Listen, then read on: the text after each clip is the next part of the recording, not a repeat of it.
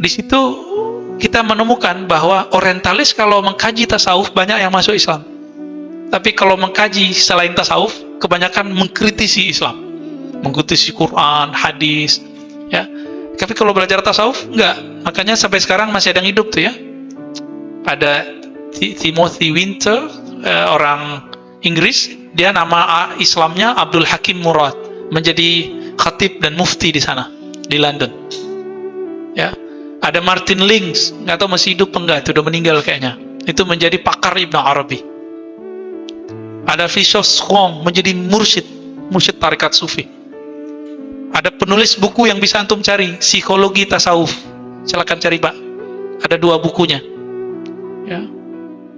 Psikologi tasawuf. Ini orang udah jadi mursyid dia. Jadi kalau dia mengkaji Al-Quran dari sisi tasawuf, muslim nih Pak. Karena dia menemukan universalitas ajaran Islam itu ada di tasawuf. Karena tasawuf ini dapat merubah orang-orang pintar menjadi masuk Islam, maka tasawuf ini harus dihancurkan dari dalam. Bisa lewat salafi menzindikannya, bisa lewat sufi itu yang merusak dirinya sendiri.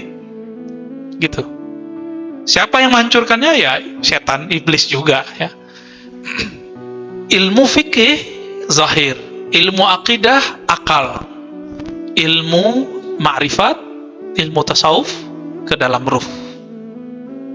Bisa bedain ya. Kemuliaan seorang itu tergantung yang ihsan ini.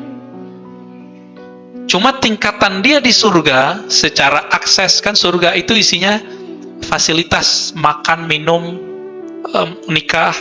Jadi syahwat-syahwat semuanya itu tergantung amal. Tapi kalau ketinggian makom di sisi Allah itu tergantung isi kolbu. Ma'rifatnya isinya apa? Maka ini ujiannya berat Pak kalau udah masuk ke bab ihsan. Kita melihat orang zahirnya atau batinnya. Gitu. Itu ujiannya di situ. Kadang-kadang nih orangnya datang kayak dia nggak ngamalin syariat, padahal dia nggak ngingkarin syariat. Nah, itu gimana caranya tuh? Nah, maka ini yang kemudian identik sekarang. Orang-orang ketika belajar tasawuf dikira cuma belajar karomah-karomah, padahal nggak mesti begitu. Karomah itu hanya salah satu bentuk dari buah keistiqomahan. Jadi belajar tasawuf, belajar zikir bukan belajar keramat. Salah niat Pak nanti. Ya. Nah, ilmu yang keempat, nah itu ilmu tentang akhir zaman. Nah, apa faedahnya ilmu belajar akhir zaman?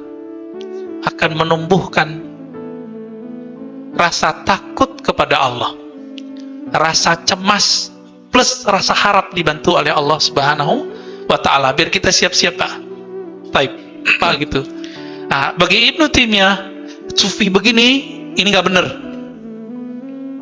Terus yang benar yang mana? Yang kedua, sufi yang mewarisi rohani Nabi Sallallahu Alaihi Wasallam. Jadi bagi dia mereka ini nggak mewarisi Nabi yang pertama, yang kedua ya. Kalau disebut yang pertama sufi syatahat, yang kedua sufi sunni. Kira-kira begitulah istilahnya. Yang pertama bid'ah, yang kedua ikut sunnah.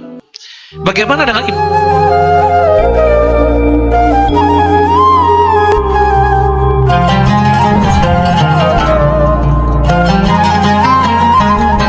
nahmaduhu wa nasta'inuhu wa nastaghfiruh wa na'udzu billahi min shururi anfusina wa min sayyiati a'malina may yahdihillahu fala mudilla lahu wa may yudlil fala hadiya lahu ma ba'du.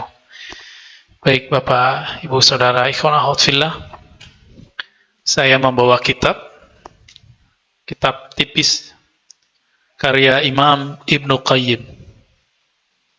Yang tepat itu nggak pakai alif lam, Ibnu Qayyim, tidak Ibnul Qayyim. Meskipun beberapa ulama kita menggunakan istilah Ibnul Qayyim.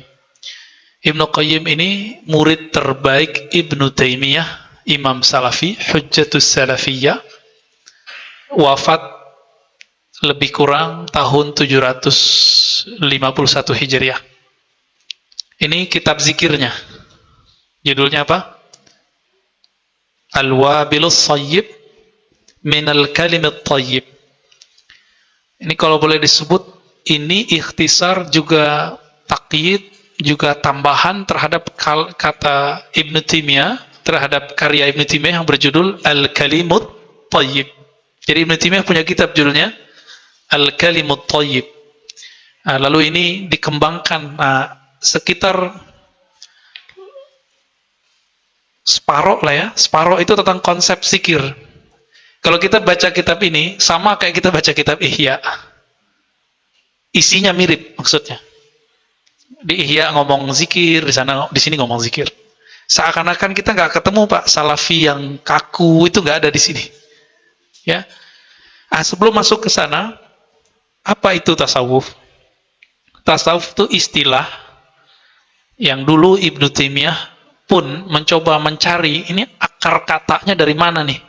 Dari sofa, yasfu, apakah dari sufah, apakah dari suf? Kalau sofa berarti bening, maka ada misalnya perempuan bernama Sofi, Sofia, itu artinya kebeningan. Ma'un sofi, air yang bening, gitu. Tapi nggak cocok. Kenapa? Karena kalau disebut sufi masih kurang pas. Sebagian mengatakan sufah, begitu Ibnu Taimiyah menukilnya dalam Al-Majmu', ya, Majmu'ul Fatawanya. Sufah berasal dari orang yang tinggal di pojokan masjid, maka disebut ahlus sufah. Kalau disebut nanti kan jadi sufi, nggak nyambung juga, ya. Fa-nya jadi 2. Akhirnya ketemulah padanan yang pas, yaitu suf. Suf itu wall. Orang dulu yang sulit hidupnya, yang miskin, fakir, itu kalau pakai baju, bajunya terbuat dari wall. Kalau sekarang pakai baju wall mahal atau bukan? Mahal. Beda zaman sudah beda. Begitu juga bab jingkrang. Masalah jingkrang itu masalah ekonomi Pak dulu. Ekonomi, perputaran duit, kemudian budaya, ya. Yang sekarang orang mau coba paksakan modelnya. Terlepas dari masalah itu, kita karena nggak bahas hadis isbal, jadi masuk ke sini aja ya biar fokus. Tasawuf itu seperti yang disebutkan oleh imam kita tadi. Jadi jika ada di dalam hadis Imam Muslim yang riwayat Muslim, hadis pertama Kitabul Iman, yang pertama menjadi pilar agama adalah Islam, iman, ihsan. Sebenarnya di berikutnya itu ada kiamat, ya, akhir zaman. Dulu saya fokus di 3 ini, tapi semenjak pertengahan 2020, karena orang rame ngomong hadis dukhon, masih ingat nggak hadis dukhon? Banyak yang pada ketakutan nggak? Ya, maka kita menambahkan sesuai dengan hadis itu, pilar keempat dalam agama. Apa pilar keempat dalam agama? Belajar tentang akhir zaman. Maka Bapak kalau lihat kajian saya beberapa, itu sudah mulai menyentuh itu. Kajian akhir zaman, tentang Al-Mahdi, Dajjal, Isa, Khidir, yang belum kita bahas Ya'juj Ma'juj. Itu nanti Pak, ya. Dukhon pun nanti sebenarnya, masih lama. Cuma kalau Al-Mahdi, Dajjal udah dekat. Tanda-tandanya sudah ada. Nah, di lain waktu kita bahas insya Allah. Ini kajian kitabnya belum selesai nih Pak ya. Kajian Syekh Al-Jum'ahnya belum selesai. Al-Islam melahirkan ilmu hukum zahir. Maka muncullah satu disiplin namanya ilmu fikih. Disinilah produknya yang disebut mazhab fikih. Maka mustahil orang mampu menjalankan rukun Islam kalau dia tidak bermazhab dengan benar. Saya langsung saja ke Imam Bukhari. Itu sebenarnya sudah bermazhab. Tapi mazhab Imam Bukhari. Imam Bukhari nggak pernah buat mazhab. Terus yang kedua, al-iman melahirkan ilmu hukum akal. Hukum qalbu, kalau boleh disebut. Hukum keyakinan. Maka lahirlah ilmu akidah. Bedakan, ya. Islam, iman, itu nggak boleh dikritik Pak. Tapi kalau ilmu fikih bisa dikritik. Di ilmu fikih tadi ada ilmu hadis, ilmu qiraat, Nah, orang-orang hari ini dia nggak siap dikritik. Dia kira kita kalau ngeritik dia atau ngeritik imamnya sama dengan mengkritik agama. Enggak. Kita kalau mengkritik ahli hadis, kita ngeritik si ahli hadis itu, bukan ngeritik hadis.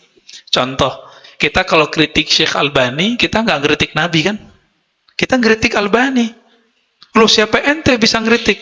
Loh, kalau Anda belajar ilmu, keilmuan, masuk ke kampus, masuk ke ma'had, masuk ke madrasah, masuk ke pesantren, masuk ke ruang muzakarah ulama, di sana orang harus siap dikritik jika ngaku berilmu.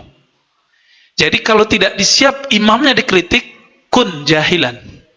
Ya, kalau nggak siap dikritik, cukup merasa jahil aja. Gak usah ikut-ikutan sama kajian kita. Gak usah debat sama kita. Gitu. Jadi kalau imamnya dikritik marah, mendidih darahnya, ngamuk-ngamuk ke kita, ini tanda nggak siap jadi orang berilmu. Orang berilmu itu tahan banting dikritik. Ya, yang kita kritik bukan al-Islam, al-iman, al-ihsannya, yang kita kritik cara dia memahami al-Islam, al-iman. Baik. Nah, ini harus diluruskan Bapak Ibu ya. Sama ada orang ngeritik kita, bukan berarti ngeritik agama kita gitu. Yang ketiga, al-ihsan. Al-ihsan ini hukum rohani. Kalau tadi hukum akal, qalbu, yakin. Hukum rohani ini melahirkan ilmu ma'rifat, mengenal Allah. Ilmu ma'rifatullah, ilmu mengenal Allah, bedanya dengan al-iman. Iman itu cukup yakin, sedangkan al-ihsan ini ada kata kunci disebut dengan zauq. Apa arti zauq? Rasa. Yang besok mau dikaji oleh sahabat saya, Ustadz Rusdi ya. Itu sahabat saya, Pak. Dulu ngaji bareng. Cuma karena dia sibuk, kuliahnya diundur ya. Sekarang jadi teman saya lagi di kampus. Baik. Itu al-ihsan melahirkan ilmu ma'rifatullah. Kata kuncinya apa tadi? Zauq. Al-iman melahirkan ilmu akidah, kata kuncinya yakin. Ini dua hal yang beda ya. Nah, tapi ini nggak boleh pisah. Islam melahirkan ilmu hukum zahir, ini nggak boleh pisah. Ada orang memisahkan jadi zindik, gitu. Jadi kalau ada orang berihsan, cukup saya rasakan Allah dalam diri saya, tapi nggak usah menjalankan hukum syariat, maka dia menjadi zindik. Nah, ilmu ini melahirkan, kalau tadi di fikih ada mazhab, di sini ada thariqah. Maka tidak mungkin seseorang memahami al-ihsan itu kalau orangnya normal biasa kecuali melalui jalur thariqah. Nggak mungkin Pak kalau nggak pakai. Hatta Ibnu Qayyim berthariqat, thariqat gurunya. Ya. Ibnu Qayyim itu cerita, kami kalau lagi galau, pikiran kami sempit, kami datang kepada Ibnu Taimiyah. Ketika kami ketemu beliau, kami dengar kalam-kalamnya, hati kami jadi gembira, dada kami jadi lapang. Begitu kata Ibnu Taimiyah ke Ibnu Qayyim. Ini coba di kitab ini cetakan Darul Hadis Kairo tahun 2009 ya. Nah, ini di tahun dicetak ini, waktu itu saya beli ya, saya ingat saya tahun tersebut. Apa kata dia? Bahwa mesti berguru dalam ilmu zikir, ilmu ma'rifat ini. Apa kata beliau?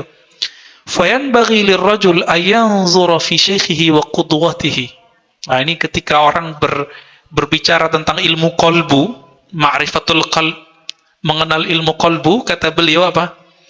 Hendaklah seseorang lirrajul, kalau di kitab Madarijus Salikin dia menggunakan istilah salik.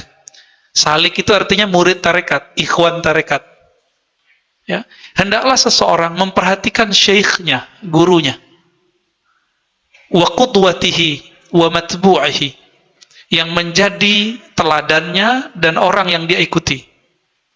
Nah, ini panjang nih kalimatnya. Jika emang sesuai dengan ajaran yang dia dapat, maka ambillah ya, kira-kira begitu. Jika tidak, maka ya jangan ngikutin. Nah, gitu intinya. Ini kalimatnya banyak, kita ringkas aja. Beliau berbicara mengenai orang yang kolbunya hidup atau kolbunya mati. Ini pun beliau mengatakan yanzur fi syaikhihi. Dan beliau mengutip di sini banyak mengenai kata gurunya.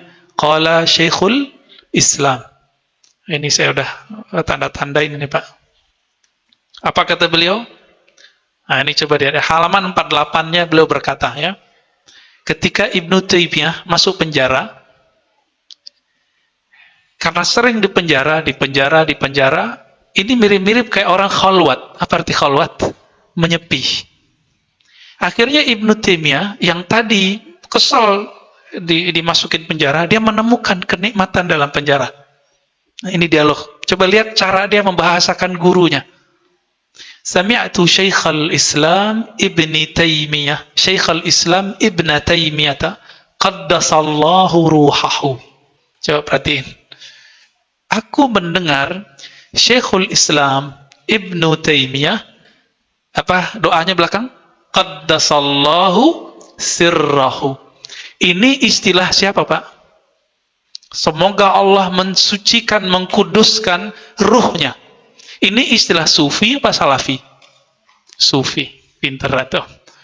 Jadi ketemunya di sufi. Ibnu Qayyim menyebut gurunya dengan gelar Syekhul Islam, lalu didoakan dengan kalam qaddasallahu ruhahu. Kadang-kadang qaddasallahu sirrahu, tergantung dipilih yang mana.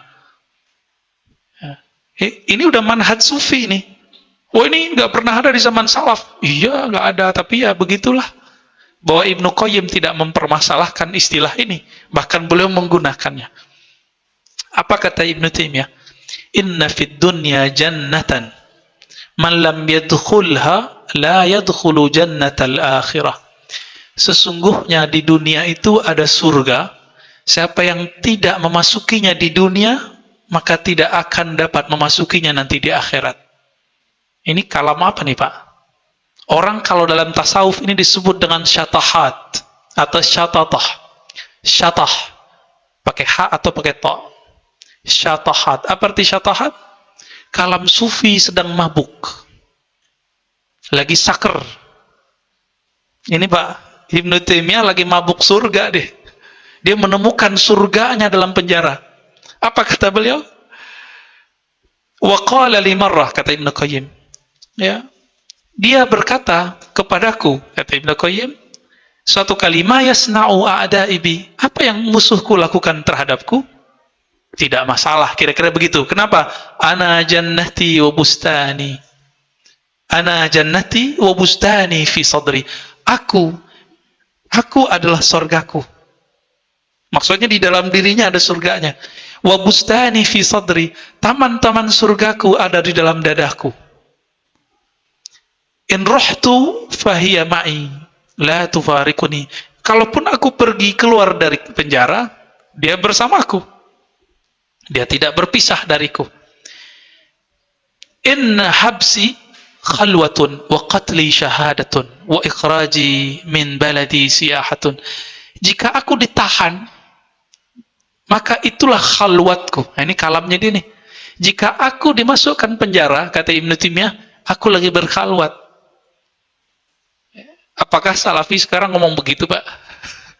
Enggak berani mereka ngomong itu. Wa qatli syahadah, kalau aku terbunuh, aku mati syahid. Wa ikhraji min baladi siyaha, jika aku dipindahkan, kan ada penjaranya dulu dipindahkan dari Damaskus ke Kairo. Kalau aku dipindahkan, berarti aku sedang jalan-jalan. Begitu kata beliau.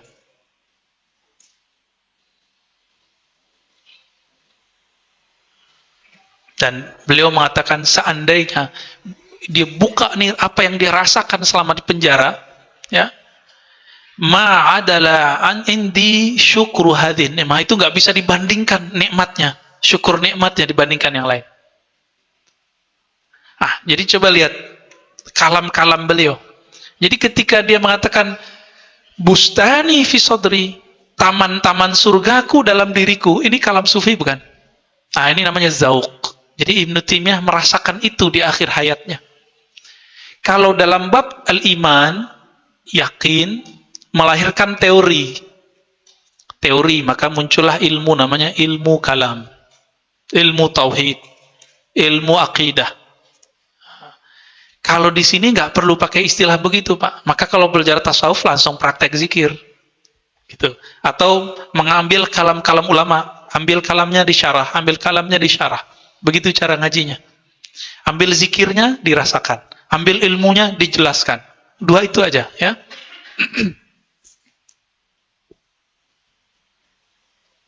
Kata Ibnu Qayyim, salah satu kalam unik beliau, nah ini kalam Zawq juga nih, ya, Syatahat versi Ibnu Taimiyah, tapi masih di koridor. Al-mahbus man hubisa qalbuhu an rabbih ta'ala. Orang yang terpenjara itu bukan yang masuk jeruji besi, bukan, tapi yang hatinya tertahan sehingga tidak bisa berkoneksi dengan Allah Subhanahu wa taala. Wal ma'sur man asarrahu hawa. Ya. Orang yang maksur, bukan asarrahu, ya, asarahu. Wal maksur, orang yang tertawan adalah orang yang asarahul hawa. Asarahu hawa, yang dia ditawan oleh hawa nafsunya. Begitu beliau berkata, ya. Maka Bapak Saudara makanan Allah, Ibnu Qayyim, dia menemukan mursyidnya pada siapa? Ibnu Taimiyah. Kira-kira nih Ibnu Taimiyah punya mursyid nggak? Ada. Nanti silakan dilihat daftar namanya ada di disertasi saya, Pak. Kan sudah dibagiin PDF gratis itu. Silakan diambil. Ya, di bab keempat saya berbicara di situ biografi Ibnu Taimiyah rahmatullah alaih. Ya, silakan dilihat, nanti ada daftar gurunya di situ. Ada guru tasawufnya yang menghubungkan beliau dengan Syekh Abdul Qadir Jilani. Nanti kalau diteruskan bisa ke Al-Imam Al-Qushairi. Karena kalau kita lihat kitab ini, itu gabungan dari ajaran Qushairi dan Ghazali. Kitab yang ini. Ya. Nah, di mana ketemunya tadi? Kalau kami lagi susah, perasaan kami lagi gundah gulana, kami ketemu aja sama Ibnu Taimiyah, pikiran kami langsung menjadi terang. Di mana ketemunya? Di halaman yang sama, Pak. Inilah yang disebut oleh para sufi dengan rabitatul murid wa syekh. Rabitah. Pernah dengar istilah rabitah? Jadi guru sama murid itu punya satu ikatan rohani disebut dengan rabitah. Ini Ibnu Qayyim cerita rabitah dia, ya. Jadi mereka kalau lagi galau datang ke gurunya langsung adem, Pak. Lalu setelah itu dia menyebutkan istilah-istilah sufi tapi dengan istilah arifin. Wa kana ba'dul arifin. Orang-orang yang ahli ma'rifat. Maka ilmu ihsan ini karena dia melahirkan ma'rifatullah, tokohnya disebut arif billah. Belakangan disebut dengan sufi. Nah, sebenarnya istilah al-arif lebih aman, ya, karena sufi orang nggak tahu, dikira sufi itu yang gila-gila itu, ya, dikira sufi itu yang aneh-aneh. Bukan, itu bukan sufi. Jadi bedakan wali yang majzub, wali yang Allah tutup akalnya dengan mahabbah. Orang kalau udah jatuh cinta kan hilang kewarasannya. Bukan berarti dia gila, dia lagi mabuk. Jadi orang ini mabuk. Habib Syekhon, Habib Ja'far almarhum, ya, itu orang diambil, ditutup akalnya, hatinya isinya cuma cinta Allah, cinta Allah. Kalau orang yang cinta Allah, dia selalu bersama Allah, perasaan dia, zauknya dia begitu. Nah, ahwalnya, jadi kalau lagi datang mabuk itu, coba lihat Habib Syekhon, ngapain dia? Coret-coret mobil, Pak. Kalau lagi datang mabuk cintanya itu. Nggak kuat kita. Ya, antum punya mobil baru nih, coret, gimana, kuat nggak? Nggak kuat. Itu bukan sufi, Pak. Itu namanya wali majzub. Wali itu ada dari kalangan majzub, ada dari kalangan sufi, kebanyakan sufi, arif billah, ada dari kalangan ahli akidah seperti Abul Hasan Asy'ari. Itu wali itu, Pak. Ada dari kalangan ahli ilmu fiqih, hadis, Al-Quran. Ya, Imam Nawawi itu ahli fiqih, ahli hadis. Ya, itu wali besar juga. Nah, ilmu ini Bapak Ibu yang melekat Allah melahirkan banyak metode. Karena setiap masa itu ulama berijtihad. Ijtihad ada pada ahli fikih, sedangkan di kalangan ahli ihsan namanya ilham. Masa ahli fikih boleh ijtihad? Ahli tarekat nggak boleh berijtihad. Ijtihadnya disebut dengan ilham. Apa dalilnya? Dalilnya hadis Imam Bukhari, hadis Imam Muslim dengan riwayat yang beragam. Salah satu redaksinya Nabi SAW menyebutkan, sesungguhnya ya, inna likulli ummatin muhaddatsun. Setiap umat itu ada orang-orang yang kalbunya bisa menerima ilham langsung dari Allah. Muhaddats. Wa in kana min ummati lakana Umar. Jika ada di antara umatku, siapa dia? Maka mestilah dia Umar. Utsman masuk, Ali masuk. Cuma yang menonjol siapa? Umar. Muhaddatsin. Makanya Bapak coba cari fikih Umar. Itu udah banyak yang nulis, baik dalam bahasa Indonesia, apalagi bahasa Inggris, bahasa Arab. Itu udah banyak nulis. Fikihnya Umar itu sangat banyak sekali perubahan yang tidak ada di masa Rasulullah, dia adakan. Bahkan berbeda fatwanya dengan yang ada di zaman Nabi sallallahu alaihi wasallam. Kenapa? Dia muhaddatsun. Antum kalau udah sampai di level ini disebut dengan mujtahid dalam bab fikih, disebut muhaddats dalam ilmu tasawuf. Mulham, yang dapat ilham. Yang dapat ilham. Gimana Pak? Dapat ilham nggak? Paling ditanya sama dokter, kamu mendengar suara-suara aneh nggak? Kalau iya, itu halusinasi namanya. Beda sama yang ini Pak. Halusinasi ke sini. Ke sini masuknya. Kalau yang ilham masuk ke mana? Kalbu Pak. Itu nggak ada batasnya. Bayangkan, Rasulullah itu setiap saat menerima wahyu qalbiyah. Setiap saat. Tapi wahyu syariat itu ada time-nya lewat Sayyidina Jibril. Bisa bedain? Jadi wahyu terbagi dua, terbagi tiga malah ya. Ada wahyu tasyri'iyah, wahyu syariat. Itu lewat Jibril ke semua nabi-nabi, termasuk Nabi Muhammad sallallahu alaihi wasallam. Yang kedua, ada wahyu nubuwah, wahyu kenabian. Ini nggak boleh putus. Putus dipecat jadi nabi. Mungkin nggak nabi dipecat jadi nabi? Gak mungkin, maka tidak boleh terputus. Inilah sabda Sayyidatuna Aisyah, kana Rasulullah sallallahu alaihi wasallam yazkurullaha ala kulli ahyani. Nabi itu zikrullah setiap detik, setiap nafas, karena beliau harus siap menerima. Sekali kita nggak zikrullah, yang masuk setan, dia jadi was-was. Masuknya ke sini Pak. Itu bedanya ya. Jadi yang ditanyain oleh psikiater itu beda dengan yang dialami oleh para sufi. Diistilahkan oleh Imam Hakim At-Tirmidzi, ahli hadis di zamannya, juga sufi, al-muhadatsah al-khidiriyah. Dialog-dialog dengan Nabi Khidir. Nah, itu salah satu bentuknya.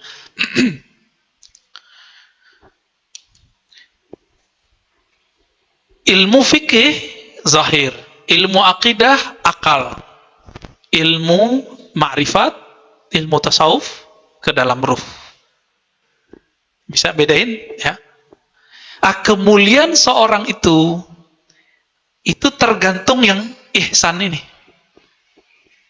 Cuma tingkatan dia di surga secara akses, kan surga itu isinya fasilitas makan, minum, nikah. Jadi syahwat-syahwat semuanya itu tergantung amal. Tapi kalau ketinggian makom di sisi Allah itu tergantung isi kolbu. Ma'rifatnya isinya apa? Maka ini ujiannya berat Pak kalau udah masuk ke bab ihsan. Kita melihat orang zahirnya atau batinnya. Gitu. Itu ujiannya di situ. Kadang-kadang nih orangnya datang kayak dia nggak ngamalin syariat, padahal dia nggak ngingkarin syariat. Nah dulu kan di Tanah Abang ada seorang wali, masih hidup sekarang itu. Dia udah pindah. Tiduran depan masjid. Masuk waktu sholat, muridnya bangunin, Tuan Guru, Pak Kiai, Pak Haji, sholat. Ya ente duluan, kira-kira gitu. Muridnya itu suudzon. Ini guru kok nggak pergi masuk ke masjid, malah tiduran depan masjid. Syakwa sangka. Masuk masjid, iqamat. Siapa yang maju, Pak? Yang tidur tadi. Loh, kapan dia masuk? Nah, itu kejadian pada Syekh Yasin Al-Fadani di Mekah. Ini karena orangnya masih hidup, saya nggak boleh sebut namanya, ntar antum sembah-sembah lagi dia. Ya, udah pindah ke satu wilayah beliau ini. Wali Kutub. Ya. Syekh Yasin Al-Fadani, itu muridnya ngaji sebelum Jumat. Ada salah satu kawan Syekh Ahmad Marwazi, orang Suriah, kata beliau. Pengen nguji nih, Syekh Yasin pergi sholat nggak gitu.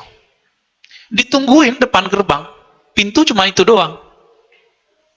Udah azan, nggak keluar-keluar, Pak. Wah, akhirnya dia sengaja telat nih, ngeliatin, ini Syekh Yasin ini sholat enggak. Sampai kemudian selesai sholat Jumat, dia cepat balik. Syekh Yasin belum nyampe. Dia tungguin, tahu-tahu Syekh Yasin datang. Kapan keluarnya? Dari mana jalur berangkatnya? Syekh Yasin Al-Fadani. Guru-guru kita di Jakarta, orang-orang Betawi, orang-orang Banten, orang-orang Cirebon, orang sampai ke Madura, Banyuwangi, sampai ke sana, ke Bima, itu berguru ke beliau, Pak. Lombok, Syekh Yasin Al-Fadani. Nah, itu gimana caranya tuh? Nah, maka ini yang kemudian identik sekarang, orang-orang ketika belajar tasawuf dikira cuma belajar karomah-karomah.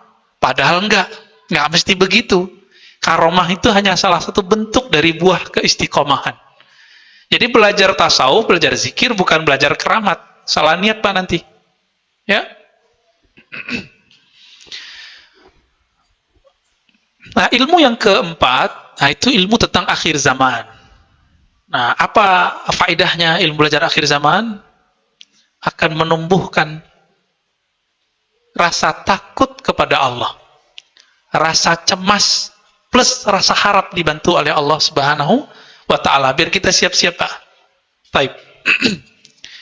Kembali ke tokoh ini, dua tokoh ini, Ibnu Qayyim dan gurunya Ibnu Taimiyah rahmatullahu alaihimah. Mereka berdua ini, apakah mereka pembenci tasawuf seperti pengikutnya hari ini yang mengatakan sufi zindiq? Enggak. Nanti silakan kalau yang mampu bahasa Arab cari Majmu' Fatawa jilid 9, 10, 11 ya.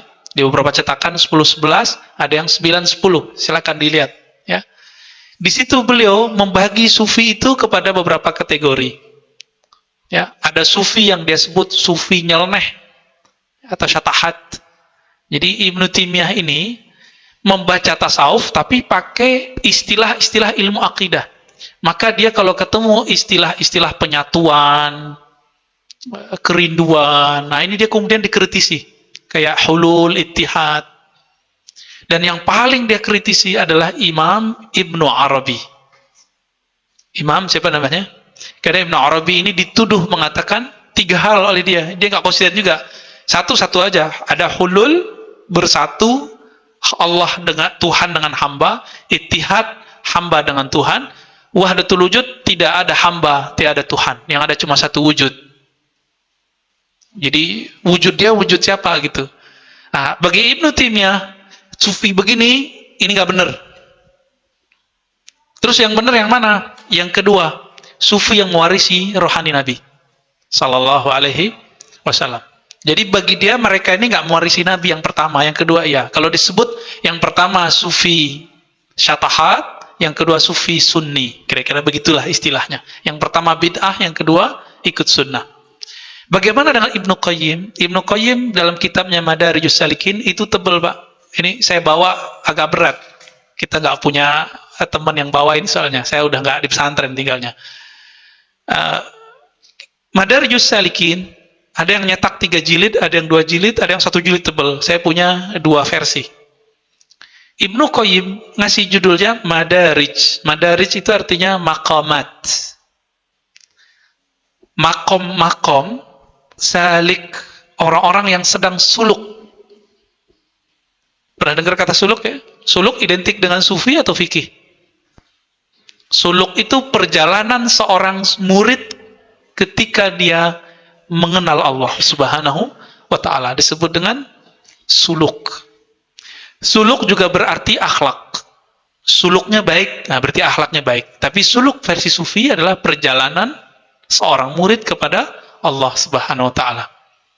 Dia tinggal di sini, tapi rohaninya berjalan, gitu. Itu maksudnya. Nabi Muhammad itu tetap di Mekah, tapi rohaninya itu berkembang terus. Puncaknya Allah naikkan dengan badannya, dengan sandalnya, naik ke aras dan bermunajat kepada Allah di sana.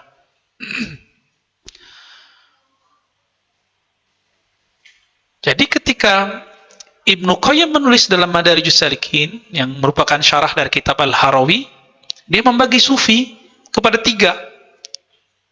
Yang saya ingat nih Pak ya. Ada sufi yang disebut dengan Sufiyatul Arzaq. Sufi yang berpenampilan sufi, tapi menipu murid supaya narik duit murid. Ya kayak Kanjeng Dimas lah. Ya. Yang ya kalau masuk aliran dia berbayar gitu. Ya, barangkali LDI masuk. LDI ini kan campur aduk LDI itu. Dibilang Wahabi, loh ada tasawufnya. Dibilang tasawuf kok orang di luar dia dianggap tidak benar syahadatnya. Kayak kita-kita ini kan gak dianggap benar syahadatnya. Ya kan? Yang sudah pernah ketemu LDI pahamlah maksud saya. Sufiyatul Arzaq, sufi yang bertopeng tasawuf, bertopeng ilmu zikir, ilmu hikmah, bisa juga tuh. Nanti kalau dapat zikir bayar mahar. Hati-hati. Ini sufkun, sufi tapi dukun. Hati-hati Pak ya. Hati-hati sama yang begini. Orang boleh Pak, misalnya saya ngobatin orang nih, misal kalau saya bisa ngobat, kan saya nggak bisa ngobat. Seandainya saya ahli hikmah nih, saya obatin orang biar misalnya sembuh dia dari gangguan-gangguan jin misalnya. Boleh saya pasang tarif? Boleh. Tapi saya ngerjain. Tapi antum nih mau belajar zikir, dapat zikir dari saya, terus saya pasang tarif. Ah ini nggak boleh. Bisa bedain? Jadi ke ahli ruqyah, ahli bekam, ahli jinolog, kira-kira gitu boleh pasang tarif. Yang nggak boleh siapa? Orang ngajarin zikir supaya narik duit si murid, ini nggak boleh. Emang zikir bisa dibeli? Ya. Ini Sufiyatul Arzaq. Ya hati-hati sama sufi yang begini. Sufi begini Pak, itu ciri-cirinya akan demen sama murid yang kaya, yang tajir. Tidak suka dengan murid yang, nah maka sekeliling dia orang-orang tajir. Nah, makanya saya curiga LDI kan begitu Pak, ya kan? Kalau ahli hikmah kadang-kadang dia merakyat juga, ya kan? Kadang-kadang wah ini kasihan ya udahlah gitu. Ini hati-hati nih, antum mau kaya, datang ke hikmah, hikmahnya nggak kaya.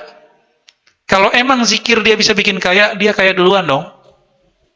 Yang waras dong. Jadi ini Sufiyatul Arzaq nih hati-hati ya. Sufiyatul Arzaq nih melet orang, pengasihan, ini kerjaan ini. Sufkun, sufi, tapi dukun aslinya. Jadi dalamnya itu dukun itu, bukan sufi dia. Yang kedua disebut dengan Sufiyatul Rusum, sufi teoritis, ahli baca kitab. Jago, Ihya Ulumuddin lewat. Fususul Hikam 9 jilid lewat. Madarijus Salikin, oke. Ya, kalau berdebat tasawuf sama dia mati kita Pak. Kalah kita sama dia. Ya, ini sufi-sufi apa nih? Sufi teoritis. Ini banyak di kampus-kampus sama majelis-majelis diskusi ma'rifat. Nah, hati kan. Jadi banyak juga nih. Dia mendiskusikan ma'rifatullah. Itu dihafalkan tuh ya. Dulu kalau di kampung saya orang belajar martabat 7. Ta'ayun awal, ta'ayun sani. Oh, dihafalkan, dengan itu dia berdebat. Bukan untuk mengenal Allah dia belajar itu. Beda dengan ulama yang dulu nulis kitab martabat 7 namanya Burhan Furi. Yang kemudian dipakai oleh ulama Nusantara semua di abad-abad 16, 17, 18, 19, 20. Itu isinya memang mengenalkan orang kepada Allah. Tapi sekarang itu jadi bahan kajian. Maka sekarang Sufiyatul Rusum tidak mesti dia seorang sufi. Bisa jadi dia cuma doktor, profesor. Bahkan mungkin dia non-muslim. Nah, di Australia itu ada namanya A.H. John. Itu pakar tasawuf Pak. Nulis tentang martabat 7. Tapi apakah dia jadi muslim? Wallahu a'lam, saya nggak tahu. Di Jerman itu ada anime Schimmel, kalau nggak salah namanya begitu. Itu cintanya ke Nabi luar biasa, tapi sampai wafat kita nggak tahu dia beriman atau tidak. Cuma saya lebih suka karya dia dibandingkan karya yang lain. Karena kalau dia nulis udah kayak Muslim nulisnya. Ya. Lebih dari kita, lebih kenal Nabi dia mungkin daripada kita dalam sisi beberapa hal. Sayang meninggal, tapi dalam upacara Kristen. Ada lagi namanya Masingong, ya, Masignon tulisannya, Masingong, bukan Songong Pak ya. Ini orang Perancis, Francais. Dia nulis juga tentang Al-Hallaj, itu juga dahsyat sekali.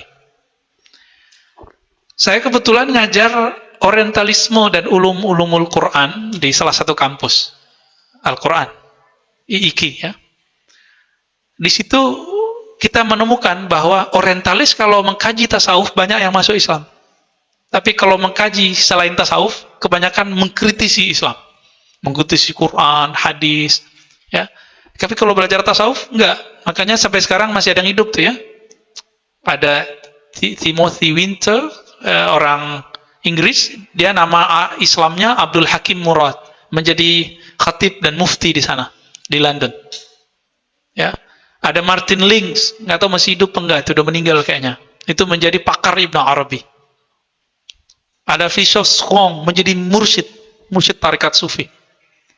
Ada penulis buku yang bisa antum cari, Psikologi Tasawuf. Silakan cari, Pak. Ada 2 bukunya. Ya. Psikologi Tasawuf. Ini orang udah jadi mursyid dia. Jadi kalau dia mengkaji Al-Quran dari sisi tasawuf, Muslim nih Pak. Karena dia menemukan universalitas ajaran Islam itu ada di tasawuf. Karena tasawuf ini dapat merubah orang-orang pintar menjadi masuk Islam, maka tasawuf ini harus dihancurkan dari dalam. Bisa lewat salafi menzindikannya, bisa lewat sufi itu yang merusak dirinya sendiri. Gitu. Siapa yang menghancurkannya? Ya setan, iblis juga ya. Dan yang ketiga, dia menyebutkan sufiyatul haqaiq. Sufi-sufi yang hakiki. Siapa yang ngomong ini? Ibnu Qayyim. Nah, dia mengatakan sufi yang saya maksud sufi hakiki. Jadi kalau di kitab Madarijus Salikin, di kitab-kitab dia Ighatsatul Lahfan, di kitab dia Awabil Shayyib, dia mengkritisi sufi, itu sufi yang mana? 1 dan 2. Gitu. Adapun sufi yang hakiki dia nggak kritisi. Bahkan dia katakan mereka itu sangat terpuji. Di dalam kitab Madarijus Salikin berkali-kali dia memuji sufi. Saya nggak bisa hitung lah, banyak sekali menukil, bahkan hampir setiap lembaran itu ada nukilan kalam-kalam sufi.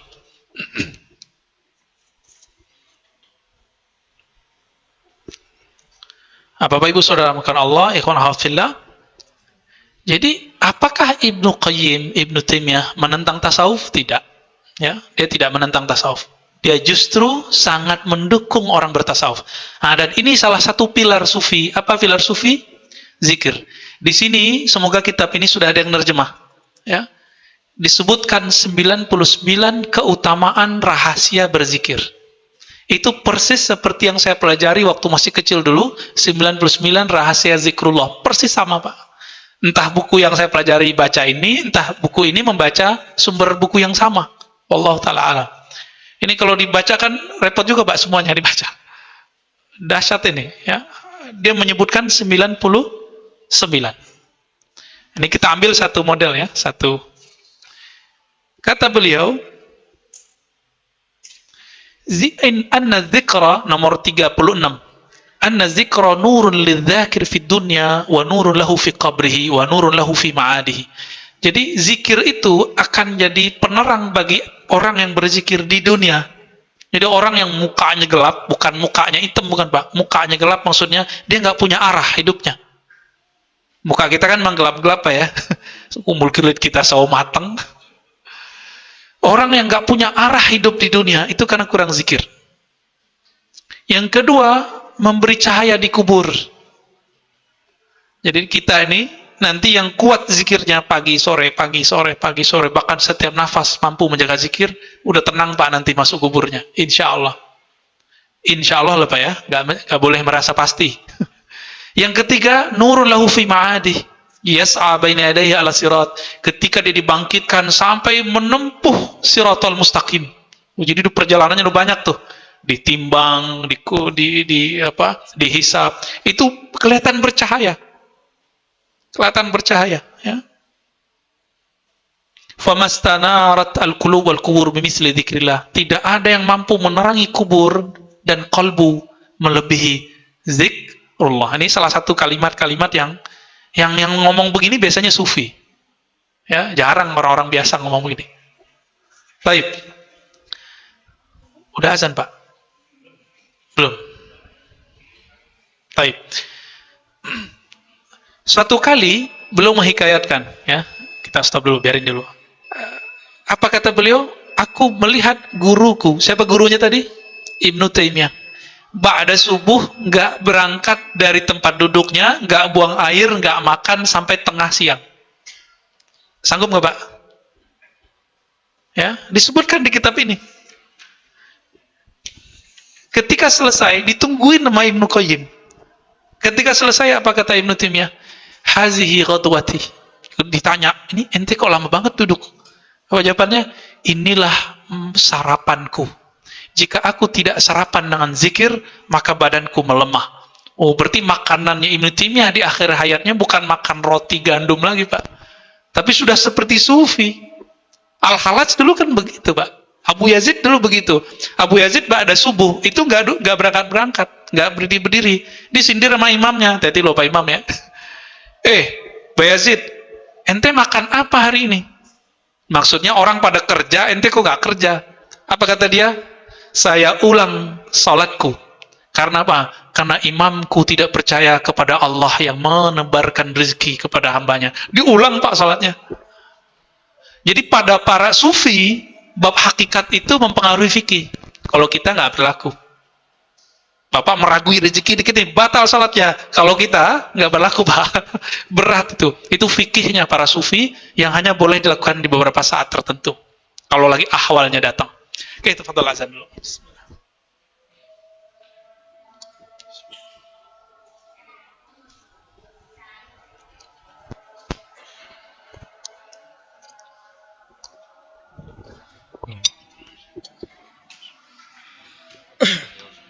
Tafadhol, tafadhol. Allahu Akbar, Allahu Akbar. Allahu Akbar,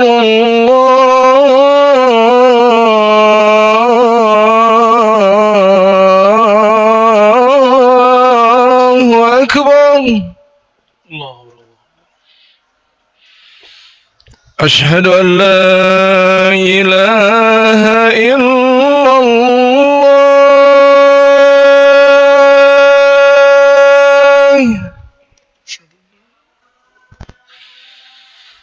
أشهد أن لا إله إلا الله.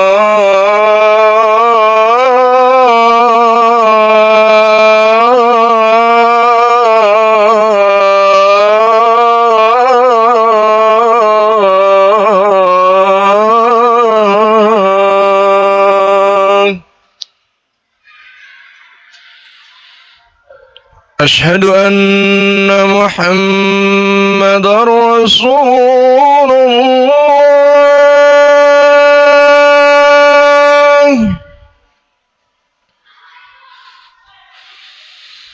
أشهد أن محمد رسول الله.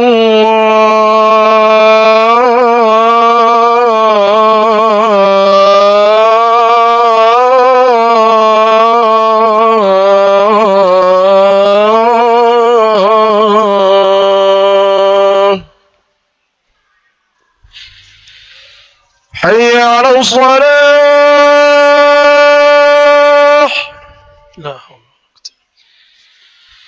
حي على الصلاة.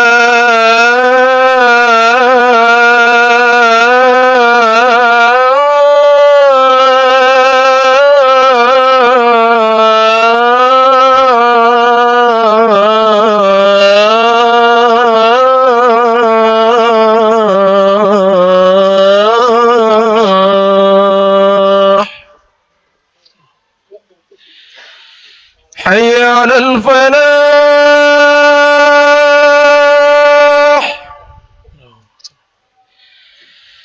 حي على الفلاح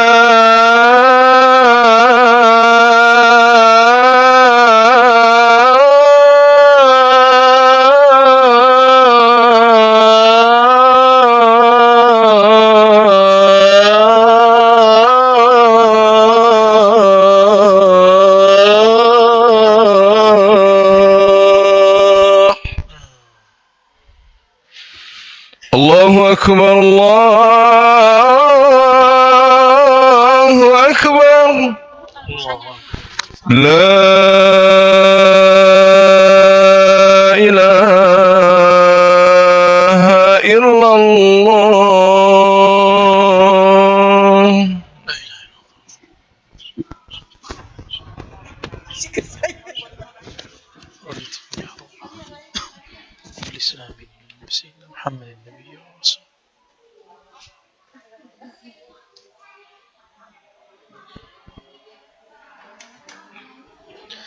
Ya, Imam As-Safadi dalam satu riwayatnya menyebutkan bahwa Ibnu Taimiyah ba'da subuh itu punya wirid, Pak. Apa wiridnya? Baca surah Al-Fatihah. Dia ulang sampai berapa kali nggak terhitung. Kalau ditanya Nabi pernah ngerjain begitu nggak? Nggak ada atau nggak tahu? Mending bilang nggak tahu. Kita nggak tahu, kita bilang nggak ada. Nah, nanti kalau Bapak ngumpul-ngumpul nih baca Ratibul Hadad, pasti dikomentari gitu. Atau baca Yasin. Nabi nggak pernah baca Yasinan. Loh, masa Nabi nggak pernah baca Yasin? Maksudnya Yasinan yang itu? Ya, kumpulan Yasinan itu kan kumpulan dari Nabi juga. Cuma zikir-zikir dalamnya kan dari Nabi juga. Cuma beberapa yang dari ulama itu. Semuanya. Ketika Ibnu Taimiyah berzikir selama itu dari subuh sampai tengah hari, kira-kira zikir apa yang dibaca sama beliau? Apakah ada tuntunan Nabi begitu? Padahal Nabi kan cuma mengajarkan, aku duduk ba'da subuh sampai terbit matahari. Aku lebih cintai ahabbu ilayya minad dunya wa ma fiha. Lebih aku cintai daripada dunia dan seisinya. Kalau begini boleh nggak nih? Bid'ah nggak? Kira-kira gimana? Ya enggak. Maka inilah asar tasawuf, pengaruh tasawuf yang direkam oleh muridnya yaitu Ibnu Qayyim terhadap warisan gurunya Ibnu Taimiyah rahmatullah alaihi. Maka di faedah zikir nomor 18 halaman 43 dia ngomong apa? Bahwasanya zikir itu qutul qulubi war ruh. Itu santapannya kolbu dan ruh. Kolbu itu santapannya nama Allah. Kalau ruh santapannya ma'rifat, mengenal ilmu. Maka Bapak ini yang membuat Bapak tertarik untuk pengajian itu ruhnya yang bawa. Yang membuat Bapak bertahan berzikir itu kolbunya. Bisa bedain? Ya, yang membuat orang kuat kuliah itu akalnya. Sekolah, ngajar, baca buku, itu akalnya Pak yang kuat. Yang membuat orang kuat lari itu apa? Jisimnya, badannya. Kata dokter, kamu jantungnya mulai bahaya nih. Jalan ya setiap hari 1 jam jalan cepat. Mau nggak ngerjain Pak? Ya, mau yang ngerjain ya. Pada ketakutan ya. Dulu sebelum pandemi itu ada namanya senam jantung. Rame karena orang takut jantungnya copot atau jantungnya rusak, gagal jantung. Tapi mereka melupakan satu hal. Maka mohon maaf, kita ini lebih percaya kepada dokter daripada guru. Mungkin kita salah berguru sehingga tidak bisa memisahkan mana guru kolbu, mana guru fikih. Nanya ilmu kolbu ke ahli fikih ya dibid'ahin sama dia. Dia nggak ngerti, kan ahli fikih nggak semuanya dia mengerti. Nanya tasawuf ke salafi, nyambung nggak? Ya nggak nyambung. Dibid'ahin, dizindikin sama dia. Tapi dia lupa bahwa dia telah membuat hal yang sama. Ya, seorang ustadz yang sama torikotnya dengan Ustadz Rusdi besok pagi, tanya Ustadz Rusdi, torikotnya apa Ustadz gitu ya. Nama torikotnya sama, nama dia juga sama begitu. Dia ini membid'ahkan zikir-zikir sufi, tarekat-tarekat sufi, menganggap zindik. Tapi dia menulis kumpulan hadis-hadis mengenai zikir yang sahih. Susunannya 1, 2, 3. Loh, ini kan Nabi gak pernah nyusun begitu. Dia susun sendiri. Diamalkan oleh muridnya. Jadi torekot gak tuh? Jadi torekot, Pak. Namanya torekot Jawaziyah. Ya. Qadiriyah Jawaziyah. Boleh nggak? Bagi kita mah boleh, nggak ada masalah. Kita nggak mengatakan ini bukan untuk mencaci, Pak, karena tidak ada kamus kita belajar tasawuf mencaci orang, nggak ada. Bagi kita yang dia lakukan boleh, ahsanta, ente bener, bagus gitu. Tapi kita, kalau kami merumuskan juga metode zikir, jangan dibidahin, gitu. Nanti ada metode zikir, misalnya, nanti kalau di torekotnya Ustaz Rusdi itu, atau torekot apalah di luar, ada namanya cara memandang ke dalam diri ketika ada ayat fafi anfusikum afala tubsirun, di dalam dirimu apakah engkau tidak memandang. Lalu ada hadis, ya, Allah mengharamkan terhadap neraka untuk menyentuh orang yang membaca la ilallah min qalbihi au nafsih, yang membaca la ilallah dari kolbunya. Apa caranya atau jiwanya, ya, apa caranya supaya la ilaha illallah itu dibaca dengan kolbu? Itu ada tekniknya. Ada tekniknya, Pak. Tekniknya misalnya diambil dari titik pusar, dibawa ke ubun-ubun, ya. Itu teknik aja. Lalu dihunjam ke kolbu. Itu ada caranya. Dan itu diijazahkan. Nggak boleh coba-coba sendiri, Pak. Coba-coba sendiri saya nggak tanggung jawab, ya. Ada tekniknya itu. Boleh nggak tuh? Ya boleh-boleh aja. Yang penting kan di hadisnya qalbihi, supaya kolbunya ikut membaca sama dengan lisannya. Bahkan lisannya membaca itu bersumber dari kolbunya, maka darah orang ini nanti akan diharamkan menyentuh api neraka. Nah, inilah kerjaan orang zikir baca la ilaha illallah. Kenapa mereka zikir nanti keras-keras? Itu supaya mendidih dalam dirinya kalimat itu, menyatu dalam jiwanya kalimat itu. Itu sebenarnya tekniknya macam-macam, ada yang sampai nangis-nangis, ada yang sampai teriak-teriak, dan itu biasa. Jadi nggak masalah, ya. Nanti kalau belajar zikir nggak masalah. Tapi kalau nggak seneng, ada zikir namanya zikir khafi, zikir. Nah, teknik itu melahirkan hidangan. Nah, hidangan kan kita boleh milih. Bapak kalau nggak suka sama torikot A yang zikirnya keras, ada torikot B yang zikirnya lembut. Wah, kurang seru nih lembut, kita yang kenceng aja. Ya udah yang kenceng itu. Nggak seneng yang merem-merem, maunya baca-baca. Torikot Ba'alawiyah, baca Torikot Syaziliyah, baca Hizib, Wirid, Rotib, panjang, Pak. Maunya merem-merem, Naqsyabandiyah, Qadiriyah, Khalwatiyah, Samaniyah. Maunya nyerang-nyerang orang, Torikot Jawaziyah, Pak. Ya. Taib. Sampai di situ mungkin ada yang mau didiskusikan, tafadhal, ya. Bapak Ibu sekalian, jika ada pertanyaan, ada kertas yang disiapkan di belakang, juga ada di depan, bisa ditulis atau nanti bisa langsung dengan Ustadz.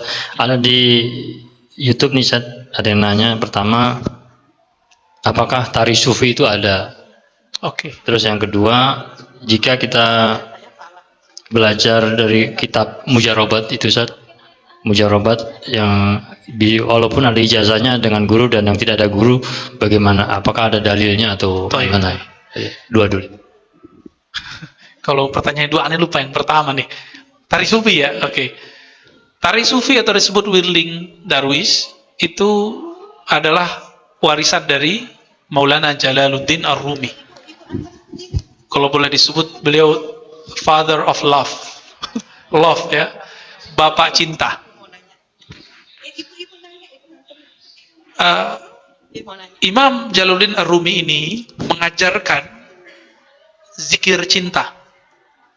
Orang kalau girang dalam cintanya, maka akan terjadi gerak. Bapak coba kalau lagi seneng dengerin suatu nasyid, Tola al-Badru alaina, musik, solawatan, tiba-tiba kepala kita ngangguk gak? Iya, joget namanya, Pak. Bahasa Arabnya raqs. Ada yang disebut raqs sufi. Diiringi dengan sama sufi, sema. Nah, ini disebut sema. Sema itu ada syair yang dibaca, solawat yang dibaca, didendangkan. Semakin didendangkan, nanti orangnya akan asik. Nanti lama-lama orang pada berdiri, lonjak-lonjak gitu, ya. Loncat-loncat, Pak, jumping-jumping. Itu bukan Syiah, itu bukan. Itu memang ada tarekat begitu. Banyak di Timur Tengah. Di Indonesia kayaknya sudah mulai hilang. Kemudian datanglah Syekh Haqqani dan murid-murid beliau, kemudian menyebarkan itu kembali. Dulu di Betawi ada namanya Syah Bandar. Syah Bandar itu gelar, Pak. Dia mursyid tarekat deh itu. Dia buat tarekat Naqsyabandi sama Rumiyah itu. Makanya silat Syah Bandar itu sebenarnya itu whirling Darwis Sufi itu. Jadi ada dua gerakan yang muter kanan, muter kiri. Dan itu ada syaratnya. Dimulai dari zikir, disudahi dengan zikir. Bukan gerak dulu yang dimunculkan, tapi yang dimunculkan pertama kali zikir. Namun dalam thariqat yang saya amalkan, itu saya tidak melakukan itu. Ya.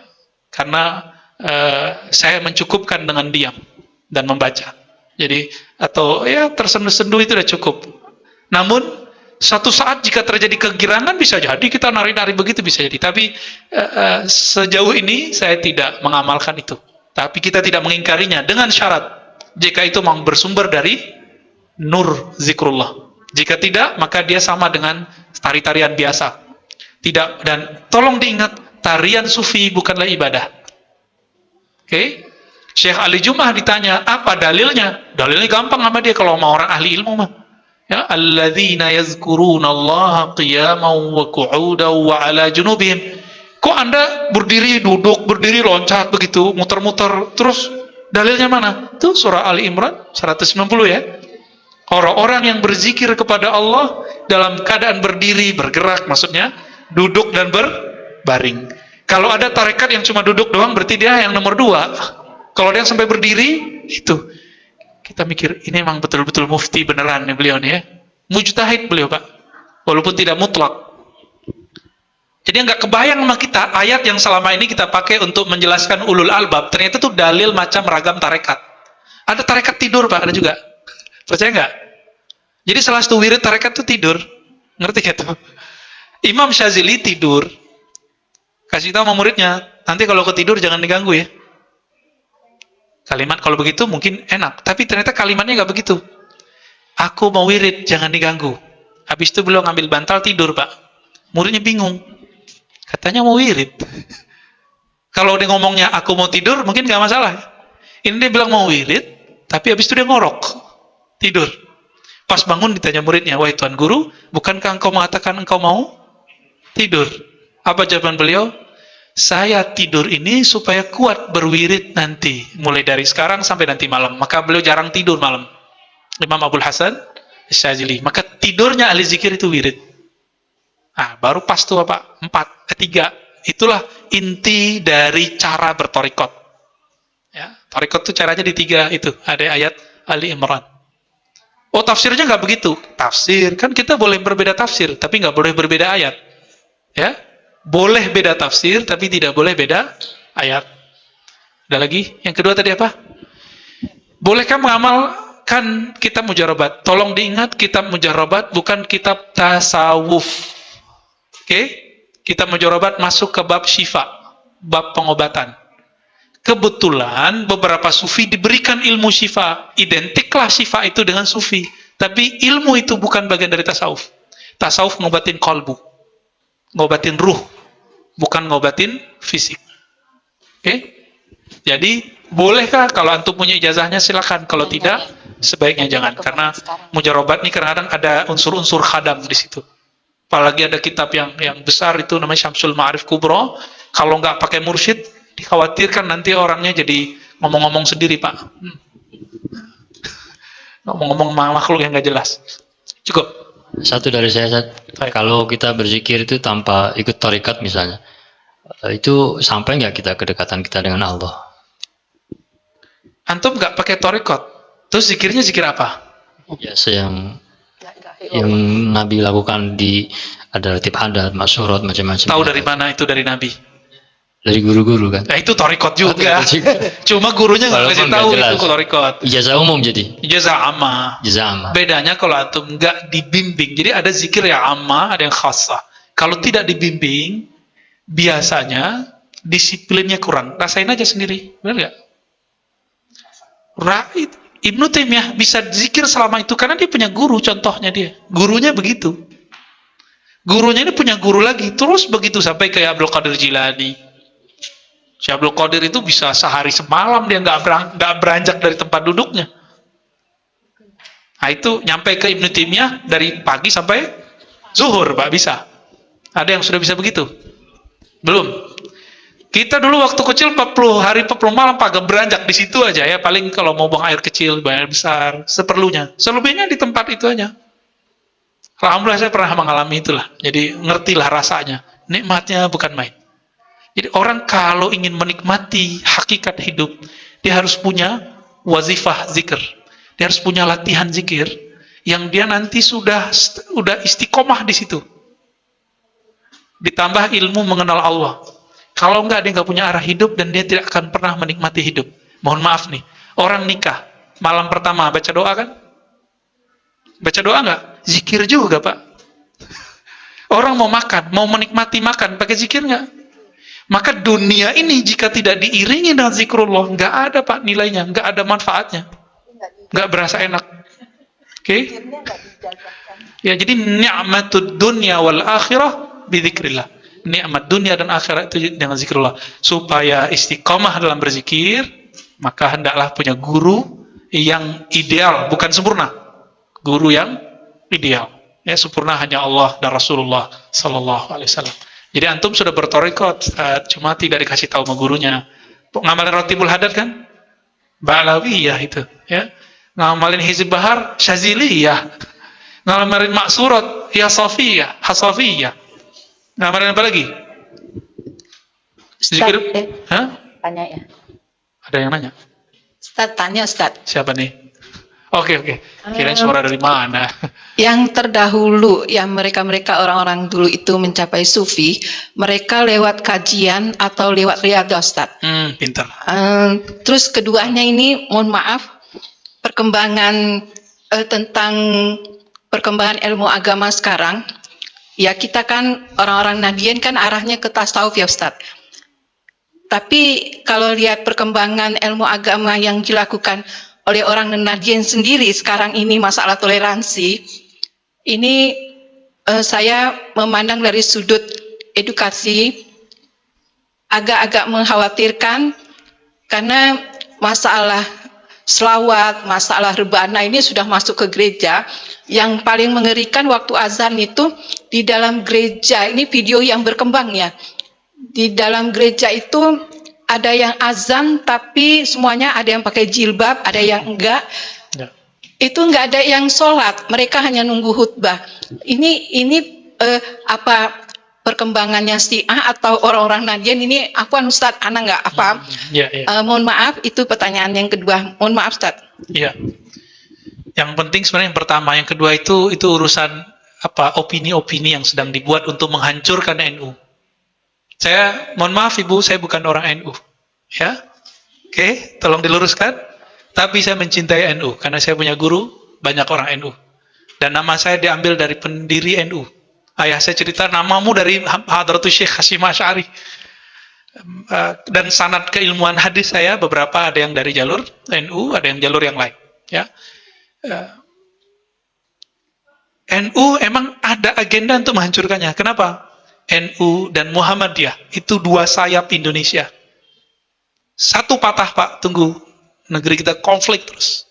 Konflik terus. Maka dihancurkan mulai dari luar atau di dalam. Dari dalam ya dimunculkan pemahaman yang gak benar, dari luar diserang seperti tadi. Masih ingat kemarin tahun-tahun lalu karena ada persoalan politik, kemudian orang NU diidentikan dengan Islam Nusantara, ya kan? Akhirnya orang benci sama NU Pak. NU Nusantara. Emang masalah Islam Nusantara? Tergantung definisinya. Jika definisinya Islam yang dibuat oleh orang Nusantara, yaitu bid'ah. Tapi kalau Islam di Nusantara, maka itu guru saya Kiai Ali Mustafa Yakub juga nggak masalahin. Tergantung definisi. Kita tanya ke orang NU, definisi ente apa? Ternyata Islam Nusantara itu definisi pembuat istilah itu, Kiai Ma'ruf Amin, ya. Apa katanya? Islam Nusantara menurut kami, menurut beliau, itu Islam yang berakidah Ahlussunnah Asy'ariyah, bermazhab fikih yang 4, lalu bertasawuf. Loh, sama kayak Al-Azhar dong, namanya beda. Gitu. Tapi karena agenda politik yang menghancurkan NU dari luar dari dalam, berhasil nggak Pak? Nggak berhasil, alhamdulillah. Karena banyak wali-wali Allah yang mastur di Jawa. Banyak wali-wali Allah yang mastur di Banten, di Cirebon, di Betawi, banyak Pak. Dan mereka mendoakan NU. Nahdlatul Ulama. Ya. Apakah yang lebih dahulu? Manakah yang lebih dahulu untuk mencapai ma'rifat sufi itu? Apakah riyadhah dulu atau apa tadi? Riyadhah atau ma'rifat gitu ya? Ya. Kita dibandingkan umat terdahulu umurnya pendek atau panjang? Pendek. Umat terdahulu ada yang ibadah 500 tahun, itu masuk surga kata Allah dengan rahmatku. Dia merasa dengan amalku. Ditolak oleh Allah. Mau dimasukin ke neraka, dia minta-minta, ya Allah, ya udah masukin saya dengan rahmat. Ada orang nggak punya amalan, maksiat semua, jadi lembaran hisapnya itu maksiat semua. Udah mau digiring oleh malaikat neraka, tiba-tiba Allah bertitah, buka dadanya, ternyata ma'rifatullah ada dalam kalbunya. Allah, Allah, Allah, la ilaha illallah. Di riwayat Imam At-Tirmizi, la ilaha illallah di kalbunya. Di riwayat Imam Al-Bihaqi, Allah, Allah, Allah. Digabung duanya Pak, isinya ma'rifatullah, mengenal Allah. Di akhir zaman ini, kita kuat nggak ibadah seperti Sunan Kalijogo, Syekh Abdul Qadir Jilani? Kuat nggak? Syekh Abdul Qadir Jilani itu lebih dari 25 tahun sama dengan Abu Hanifah, Abul Hasan Asy'ari, pendiri akidah Asy'ariyah itu 20 tahunan lebih mereka wudhu subuhnya pakai wudhu isya. Gimana caranya? Nggak batal Pak dan nggak tidur. Kuat nggak? Ibnu Arabi dikafirkan orang Pak. Orang yang dikafirkan nggak nyampe 7 hari mati. Datang dia ke sana, dia takziah, dia bacakan la ilaha illallah 70.000 kali, dia hadiahkan untuk orang yang mengkafirkan dia. Sanggup nggak? Kita disentil dikit marah-marah, ya? Bener nggak? Kita kritik imamnya dia marah-marah, nggak sanggup kita. Maka di akhir zaman ini dibaliklah, ada ijtihad baru. Thariqat itu jangan klasik lagi, jangan kaku lagi. Mulai dari ma'rifatullah. Baru turun ke ilmu hakikat, baru turun ke ilmu thariqat, baru turun ke ilmu syariat. Tetap kita jalanin syariat, kita berthariqat, kita belajar ilmu hakikat. Tapi yang kita mulai belajarnya apa? Ma'rifatullah. Kenali dulu yang disembah, baru sembah dia. Ilmunya kan sudah ditulis oleh mereka yang dulu ibadah puluhan tahun, ditulis Pak di kitabnya, dan diijazahkan ke murid-muridnya. Itu tinggal kita kaji. Bahkan tersimpan dalam kolbu para ulama-ulama wali-wali Allah hari ini. Nah, kita ambil ilmu mereka dari kolbu mereka, dari kitab mereka, baru kita beramal. Nanti hasilnya gimana Pak? 2 rakaat orang bermakrifat itu lebih afdol daripada 1000 rakaat orang jahil. Tapi ahli ibadah, kan begitu di hadis ya. Orang alim sholat, orang alim tidur. Di sini juga ada. Kata beliau, orang arif jika tidur itu lebih afdol daripada orang yang jahil sholat. Ada di sini. Bukan kita melebih-lebihkan. Emang begitu hadisnya, begitulah ulama mengartikannya. Jadi, Bapak Ibu yang makan Allah, di zaman ini kita emang nggak kuat. Bapak nggak usah ikut tarekat yang aneh-aneh. Ya, nanti saya tunjukin tarekat apa yang Bapak pelajari nanti. Tarekat yang isinya ma'rifatullah, lalu beramal. Ma'rifatullah, beramal. Nggak boleh pisah ini. Ya. Tapi ma'rifat itu adalah afdalul amal, amal qalbu. Saya tutup dengan hadis Nabi. Nabi ditanya, wahai Rasulullah, apakah amal paling afdal? Kata beliau, al-imanu billah. Iman kepada Allah. Iman di mana? Di qalbu atau di badan? Di qalbu. Maka Imam Bukhari, Imam Ibnu Hajar mengatakan, amalan paling afdal adalah amalan qalbu. Apa itu? Mengenal Allah. Yakin kepada Allah. 2 itu aja Pak. Mengenal Allah, buahnya yakin kepada Allah. Nah, kalau Ibnu Qayyim dia balik. Zikir itu bahtera mengantarkan orang kepada ma'rifat. Nah, ini thariqat orang lama. Mereka ibadah bertahun-tahun supaya nambah ma'rifat. Sekarang dibalik Pak, dirukhsah oleh ulama-ulama akhir zaman yang mereka telah mewarisi ilmu-ilmu. Kan kita ini kayak apa ya? Hulu muara. Ini sekarang udah di muara Pak. Saringannya ada sama kita, tinggal kita saring ambil mana yang sesuai dengan zaman ini. Yang penting kita bisa mengenal Allah, bermakrifat kepada Allah, mengenal hakikat keyakinan sejati, berthariqat berjalan menuju Allah, dan mengamalkan syariat yang zahir dari Rasulullah Sallallahu Alaihi Wasallam. Itulah kesimpulannya. Loh, ada tambahannya Pak? Yaudah, nggak apa-apa Pak. Mohon maaf Ustaz, Ya, tadi Pak. dikatakan kan ada sholatlah kamu dengan bermarifat. Yang dimaksud dalam bermarifat dalam sholat ini apakah bacaannya kita harus mengerti atau juga gerakannya ada yang tersirat maupun tersurat? Ini bagaimana Ustaz? Tolong dijelaskan. Terima kasih. Baik, baik. Sholatlah kamu dengan bermarifat. Begitu kata orang ya. Kalau kata Nabi nggak begitu Pak. Sallu kama ra'aitumuni usolli. Sholatlah kamu seperti kamu melihat aku sholat. Kata Imam Nawawi, nggak sanggup kamu sholat seperti Nabi sholat. Maka Nabi ngomong, sebatas yang kamu lihat deh gitu. Kita ngeliat Nabi sholat nggak? Nggak, yang kita lihat siapa? Guru kita sholat. Bapak ngeliat fisiknya apa kolbunya? Baru fisiknya, karena belum punya ilmu kolbu. Ya, besok kan mulai trial tuh belajar ilmu zikir sama Ustaz Rusdi. Nanti saya beri juga beberapa. Biar dialah belajar zikirnya, nanti kita tebar dikit-dikit ilmu ma'rifatnya insya Allah. Ilmu ma'rifat itu Pak, membuat 4 rakaat terasa 1 rakaat. Itu ciri-cirinya. Membuat Bapak rindu duduk di masjid ini. Itu ma'rifat, karena ma'rifat itu fiha lazzah. Di dalamnya ada lezat. Seperti orang yang jatuh cinta, pengen ketemu terus. Itu dia ma'rifat. Kalau Bapak sudah dapat tuh ilmu, nanti kita kecanduan. Jadi apa istilahnya? Kayak addiction tapi positif gitu. Kecanduan agama. Kecanduan ibadah nikmat. Nanti kata Nabi apa? Walaupun hadisnya dhaif tapi dia naik menjadi hasan li ghairi. Uzkurullah hatta yaqulu ya, hatta yaqulul munafiqun muraun. Berzikirlah kamu sebanyak-banyaknya sehingga orang munafik mengatakan kamu ente gila. Orang jam segitu kerja ente malah zikir. Itu dia ya. Ya coba aja sendiri Pak. Kita makanya lebih afdol ngaji. Bapak kalau ngaji ba'da subuh tahu-tahu udah syuruk, ya kan? Tapi Bapak coba sendiri duduk.